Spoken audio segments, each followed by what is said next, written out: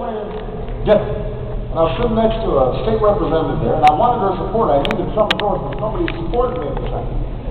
So I said, Madam Representative, I need your endorsement. She said, I will give you my endorsement if you come to my hometown, Greenwood, South Carolina. And I said, I had a glass of wine. I said, fine.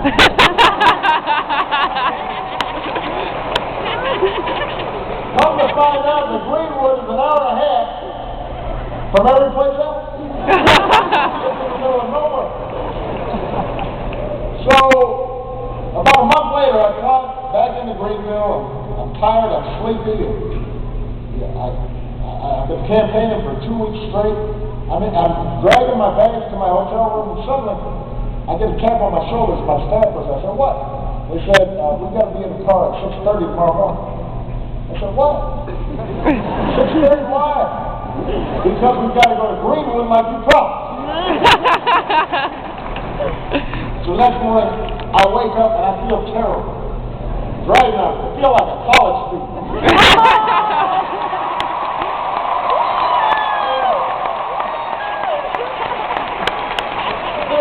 I'm back in college and don't want to wake up. I feel like I've been staying up late doing who knows what. I remember. So, I just feel, I'm exhausted. I go over to the curves to try to get some sunlight, wake myself up. It's pouring down right now. I go to get some coffee, I open up the newspaper, there's a bad story about me in the New York Times. I go downstairs, and my umbrella busts open. I get poured on. So by the time I'm in the car, I'm wet, and I'm sleepy, and I'm tired, and I'm mad. And we start driving, and we're driving, it's an hour and a half, and I realize I'm going to have to drive an hour and a half back. And then finally we get to Greenwood, although you don't know you're in Greenwood right away. But there's a little park district building. We go into this park field house. I get a little more wet. Get inside, and after this long drive, waking up 6:30, there are only about 20 people. 20 people. And they're all kind of dancing. They don't look that excited to see me.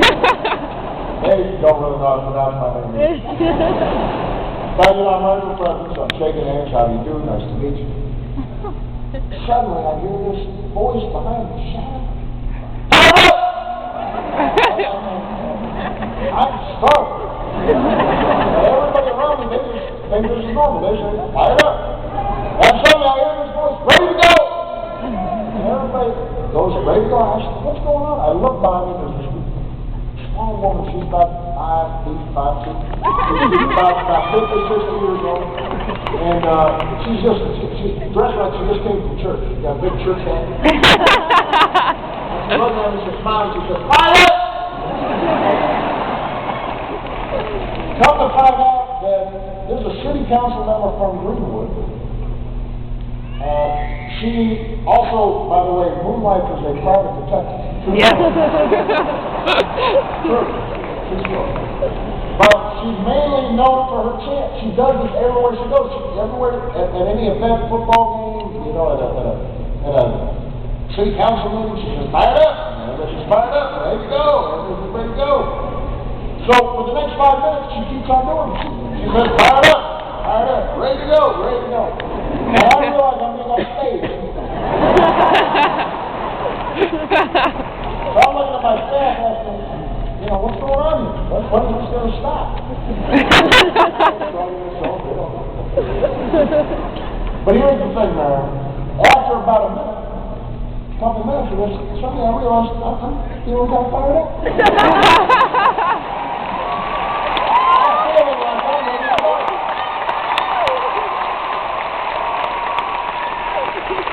So I started joining in the chant. And for the rest of the day, wherever we went, whenever I saw myself, I said, are you fired up? I'm fired up. Are you ready to go? I said, I'm ready to go. So it goes to show you And this is so important for young people. It goes to show you one voice can change a room. And a voice can change a room, it can change a city. And if it can change a city, it can change a state. If it can change a state, it can change a nation. If it can change a nation, it can change the world. You will change the world with your voice. The voice of the young people to transform this nation, to lead up to the meaning of its dreams. I need your voice.